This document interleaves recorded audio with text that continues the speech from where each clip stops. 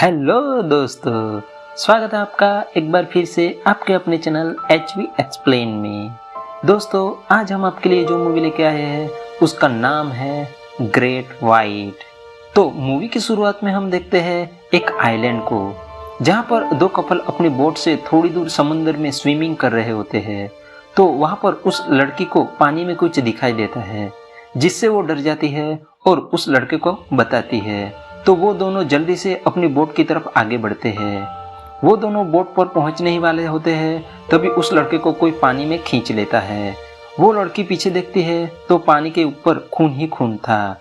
वो घबराकर जल्दी से बोट के अंदर जाना चाहती थी, लेकिन बोट के साथ बंधे हुए एक लोहे के पाइप से वो टकरा जाती है और वापस पानी में गिर जाती है। और यहीं पर ये सीन कट हो जाता है। उसके बाद हम एक और कपल को देखते हैं, जिनका नाम था चार्ली और केज। ये दोनों टूरिस्ट को समुद्र में छोटे छोटे टापू पर घुमाने का काम करते थे और यही उनकी रोजी रोटी थी। उनके पास एक छोटा सा एरोप्लेन था जो इन्होंने बैंक से लोन लेकर खरीदा था और इसी काम से वो लोन की किस्त चुकाते थे, जिसको लेकर केज को ज़्यादा फिक्र रहती थी। एक दिन चार्ली पर एक टूरिस्ट का कॉल आता है और उसने चार्ली के साथ ट्रिप बुक की थी, जिससे चार्ली बहुत खुश हो जाता है क्योंकि पार्टी अच्छी थी और इस ट्रिप से चार्ली को अच्छा खासा पैसा मिलने वाला था। उसके बाद वो दोनों ट्रिप के लिए सारी तैयारी कर लेते हैं। उनके साथ एक और आदमी था जो ट्रिप के दौरान उनके साथ जाता था और सबके लिए खाना बनाता था, जिसका नाम बैनी था। उसके बाद हम देखते हैं कि वो टूरिस्ट वहाँ पर पहुँच जाते हैं। वो दोनों हस्बैंड वाइफ थे, जिनका नाम था जो और मिशेल। उसके बाद वो सब ट्रिप पर निकलते हैं। चार्ली जो को बताता है कि यहाँ आने के लिए ये साल का सबसे बुरा वक्त है। तो जो उसे पूछता है कि ये तुम्हें कैसे पता है, तो केज उन्हें बताती है कि चार्ली एक ट्रेन मरीन बायोलॉजिस्ट एक्सपर्ट है, लेकिन एक बार उस पर एक शार्क ने हमला किया था, तब से उसने वो सब छोड़ दिया है। उसके बाद चार्ली उनको अपनी जांघ दिखाता है, जहाँ पर शार्क के काटने का निशान अभी तक वहाँ पर था, जिसे देखकर वो थोड़ा डर जाते हैं। बैनी उनकी हालत देखकर उनको और डराने के लिए मनगढ़ंत कहानी सुनाकर उनके साथ मजाक करता है, जो को ये जरा भी पसंद नहीं आता।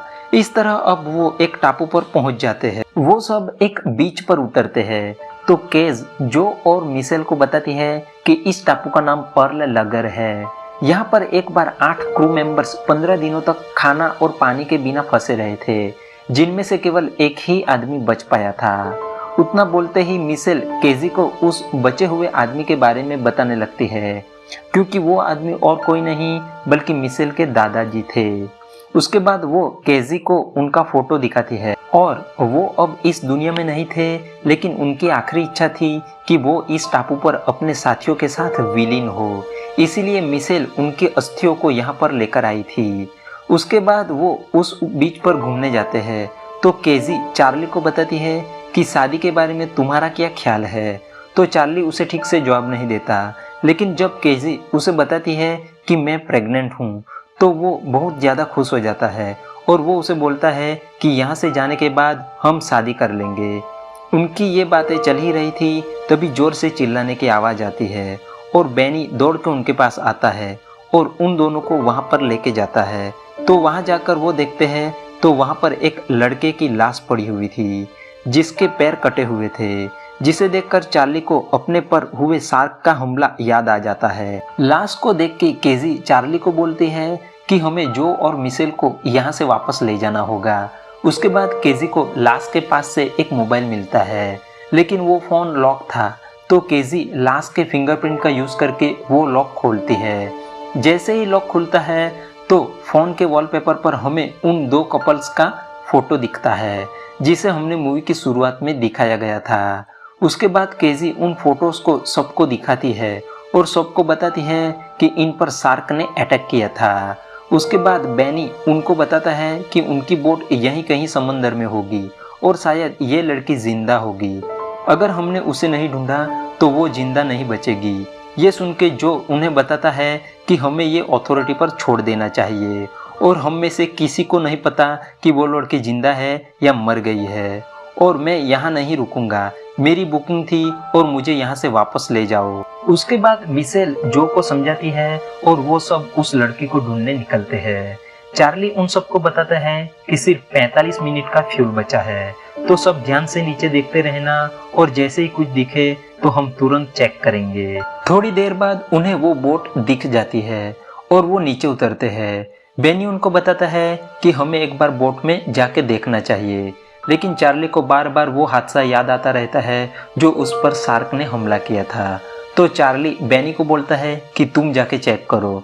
तो बेनी बोट को चेक करने के लिए जाता है और वो बोट में देखता है तो उसे वहाँ पर उन दोनों कपल का फोटो मिलता है। वो उस फोटो को लेकर वापस आ रहा था, तभी उसके सामने उस लड़की की लाश आ जाती है जिसे मछलियों ने आधा खा लिया था, जिसे देखकर वो डर जाता है और वहाँ से जल्दी से निकलकर एरोप्लेन पर पहुँच जाता है और वो फोटो चार्ली को दिखाता है। उसके बाद वो वहाँ से निकलने वाले थे, तभी वहाँ पर शार्क आ जाती है और उनके प्लेन पर हमला कर देती है, जिससे बेनी पानी में गिर जाता है और उनका प्लेन भी पानी में डूबने लगता है, जिसे देखकर चार्ली एक लाइफ बोट पानी में फेंक देता है और वो लोग सारी जरूरी चीजें ले लेते हैं और उस लाइफ बोट में बैठ जाते हैं।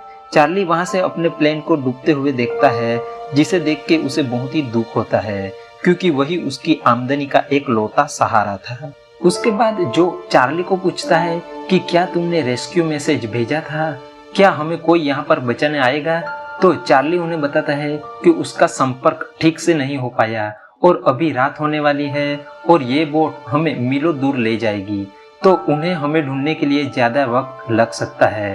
यह सुन के जो और चार्ली के बीच में बहस हो जाती है। चार्ली उन्हें बताता है कि अगर हम लहरों की दिशा में पतवार चलाए तो शायद जल्द ही किनारे तक पहुंच जाएंगे, जो यहाँ से लगभग 150 किलोमीटर दूर है, लेकिन वहां पहुंचने तक उन्हें शार्क से बचना होगा क्योंकि टेम्परेचर बढ़ने से शार्क इस जगह पर आती जाती रहती है और अगर वो भूखी है तो किसी पर भी हमला कर सकती है, जिसे सुनकर मिशेल बहुत ही डर जाती है।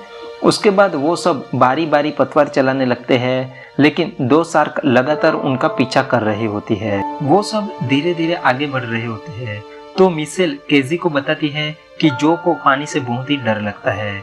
वो बचपन में पानी में डूबते डूबते बचा था, इसलिए उसका ये डर कम करने के लिए ही उन्होंने ये ट्रिक प्लान की थी, लेकिन सब गड़बड़ हो गई।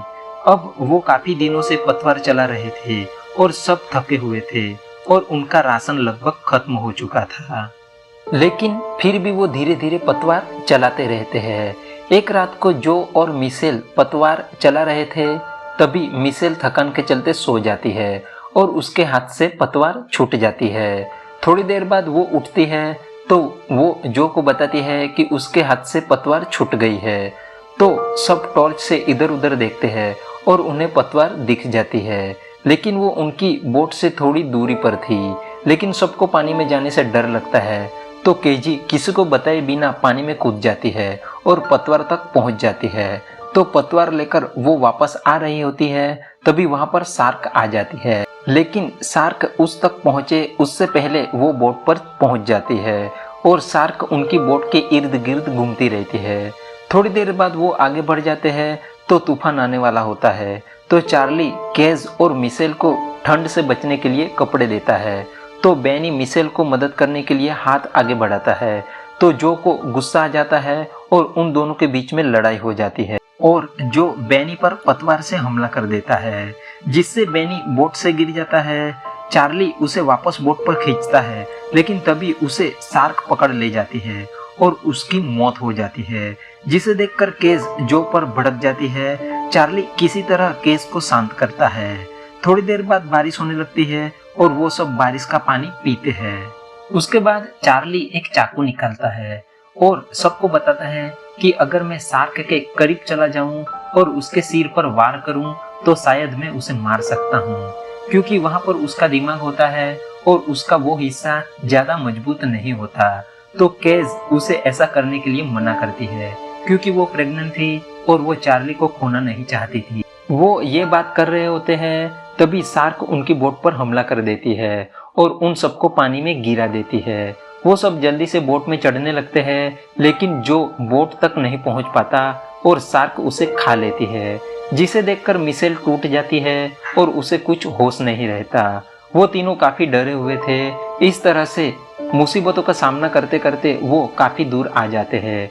दोनों शार्क भी लगातार उनका पीछा कर रही थी। शार्क के हमले के कारण उनकी बोट पंचर हो चुकी थी और अब उसकी दिशा समंदर पर निर्भर थी। ऐसे ही वो काफी थक चुके थे और वो तीनों सो जाते हैं। थोड़ी देर बाद मिशेल की नींद खुलती है तो वो देखती है कि उनकी बोट किनारे के नजदीक पहुंच चुकी है। वो चार्ली और केस को जगाती है। किनारे को देखकर वो तीनों काफी खुश हो जाते हैं और वो उसकी तरफ हाथ चलाने लगते हैं। तभी चार्ली पीछे देखता है तो वो दो शार्क तेजी से उनकी तरफ आगे बढ़ रही होती है और उनकी नाव में भी काफी पानी भर चुका था, जिससे उनकी नाव भी किनारे तक पहुंच सके ऐसी हालत में नहीं थी। तो चार्ली अपने डर पर काबू करता है और चाकू लेके उसे मारने की सोचता है। तो केज उसे बोलती है तुम ऐसा नहीं करोगे, लेकिन उनके पास कोई और चारा नहीं था। तो केज चार्ली को बोलती है मैं भी तुम्हारा साथ दूंगी जैसे हमेशा देती हूँ। उसके बाद मिशेल को किनारे की तरफ आगे बढ़ने के लिए बोलते हैं और चार्ली केस को फ्लेयर गन दे देता है और उसको बताता है तुम्हें शार्क की आंखों पर वार करना होगा जिससे वो कमजोर हो जाए। उसके बाद मौका देख के वो उसके सिर पर चाकू से हमला कर देगा। उसके बाद वो दोनों शार्क का सामना करने के लिए पानी में उतरते हैं। वो शार्क को अपनी तरफ आने के लिए मजबूर करते हैं। तो शार्क केजी की तरफ आगे बढ़ती है तो केजी फ्लेयर गन से उसके आंखों पर हमला कर देती है जिससे वो कमजोर हो जाती है और चार्ली मौके का फायदा उठाकर उसके सिर पर चाकू से वार करता है और उस शार्क को मार देता है। दूसरी शार्क मिशेल का पीछा कर रही होती है तो मिशेल जैसे तैसे करके किनारे से थोड़ी दूर पड़े हुए जहाज के मलबे तक पहुंच जाती है। इधर ब्लड की स्मेल से शार्क वापस केज और चार्ली की तरफ जाती है। चार्ली उसके ऊपर फ्लेयर गन चलाता है लेकिन वो निशाना चूक जाता है और शार्क चार्ली को मार देती है, जिसे देखकर केज घबरा जाती है और वो मिशेल के पास पहुंचती है, लेकिन वो शार्क वहां पर भी उनके ऊपर हमला कर देती है। तो केज मिशेल को जमीन की ओर जाने के लिए बोलती है और शार्क को अपने पीछे लगा देती है और केज जहाज के मलबे के अंदर जाती है तो शार्क उसका पीछा करके वहां तक पहुंच जाती है और वो लगभग उसे खाने ही वाली होती है, लेकिन वो जहाज के मलबे में फंस जाती है। बहुत देर ऑक्सीजन ना मिलने के कारण केज बेहोश हो जाती है। तभी वहां पर मिशेल आ जाती है और केज को अपने मुंह से वो हवा देती है जिससे केज को होश आता है और वो शार्क के ऊपर लटका हुआ लोहे का टुकड़ा गिरा देती है जो शार्क के शरीर पर आर पार चला जाता है और शार्क मर जाती है और वो दोनों वहां से बाहर निकल आते हैं और यहीं पर हमारी मूवी एंड हो जाती है। तो दोस्तों आपको यह मूवी कैसी लगी हमें कमेंट बॉक्स में बताइए और वीडियो अच्छा लगा हो तो लाइक कीजिए और ऐसे ही और मजेदार मूवीज हम आपके लिए लाते रहेंगे, जिसके लिए हमारे चैनल को सब्सक्राइब कीजिए। तो मिलते हैं ऐसे ही और मजेदार वीडियोस के साथ, तब तक के लिए जय हिंद, वंदे मातरम।